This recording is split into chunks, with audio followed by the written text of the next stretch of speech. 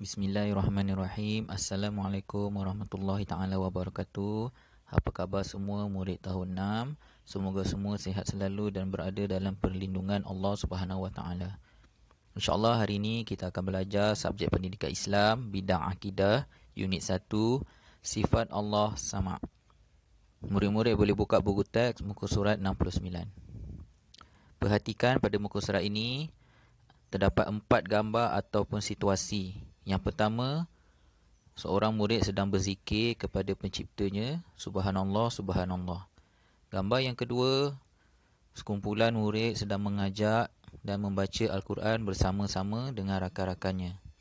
Gambar ketiga yang di bawah, seorang murid sedang menghasut atau mengajak rakannya supaya jangan berkawan dengan individu tersebut. Dan gambar yang terakhir, seorang pemuda sedang berdoa memohon keampunan kepada Allah Subhanahu Wa Taala atas segala dosa yang telah dilakukannya.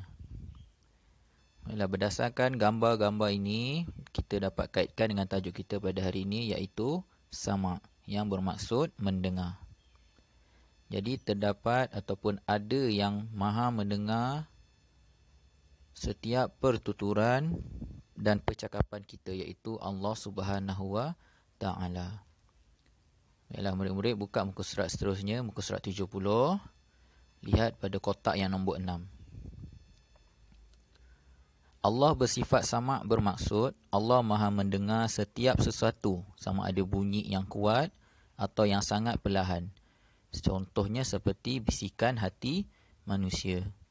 Pendengaran Allah berbeza daripada pendengaran makhluknya kerana Allah tidak memerlukan deria pendengaran. Dan pendengaran Allah tidak terbatas. Macam kita manusia, kita memerlukan deria pendengaran, iaitu telinga contohnya. Dan kita juga manusia ada yang memerlukan alat pendengaran kerana mempunyai masalah pendengaran. Dan pendengaran Allah SWT tidak terbatas. Allah dengar semua apa yang makhluknya katakan, sama ada secara jelas, secara kuat ataupun secara perlahan dan tersembunyi. Macam manusia, pendengaran kita sangatlah terbatas. Kita hanya dengar bunyi yang kuat sahaja. Bunyi yang sangat perlahan ataupun bisikan dalam hati kita tak dapat mendengar. Baiklah, apa hukum kita beriman dengan sifat sama Allah? Lihat kotak nombor 7.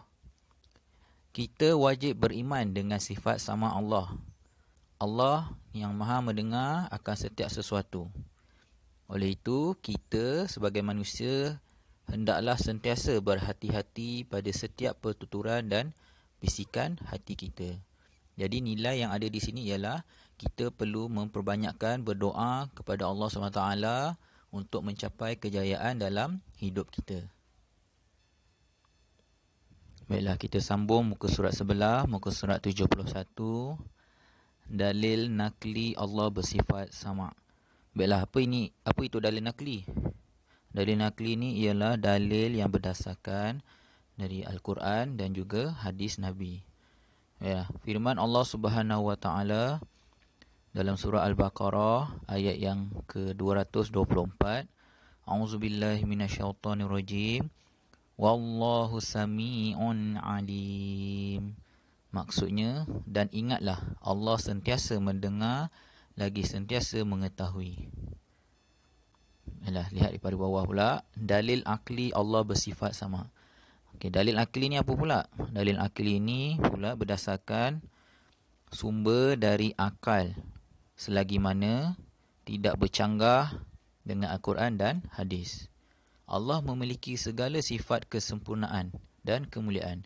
Oleh itu, amatlah mustahil bagi Allah Subhanahu Wa Taala bersifat kekurangan seperti tidak boleh mendengar. Jadi, beza kat sini, dalil nakli adalah dalil yang berdasarkan dari Al-Quran dan hadis.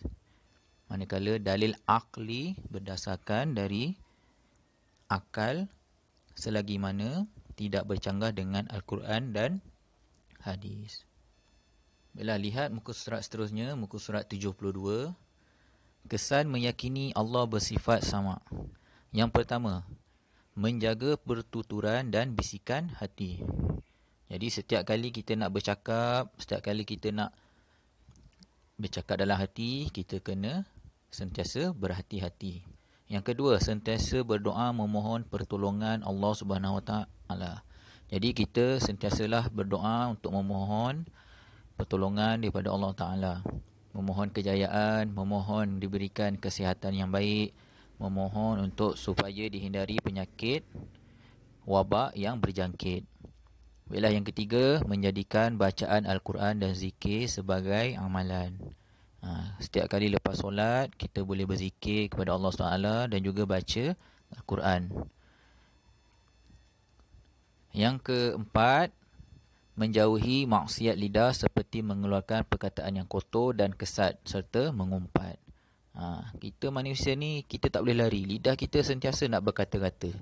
Jadi, kita beriman dengan Allah bersifat sama, kita akan sentiasa menjaga maksiat lidah daripada berkata kotor dan juga kesat serta mengumpat orang lain. Dan yang kelima, terakhir, hidup kita akan diberkati oleh Allah Subhanahu Wa Taala. Allah akan bagi kebahagiaan kepada keluarga kita. Baiklah, rumusan pada hari ini, kita hendaklah membuktikan keimanan kepada Allah Subhanahu Taala yang Maha mendengar dengan sentiasa menjaga pertuturan dan bisikan hati kita. Yalah, itu sahaja. Harap semua faham. Apa yang buruk datang daripada diri ustaz sendiri, yang baik datang daripada Allah Subhanahu Wa Taala. Sekian. Assalamualaikum warahmatullahi taala wabarakatuh.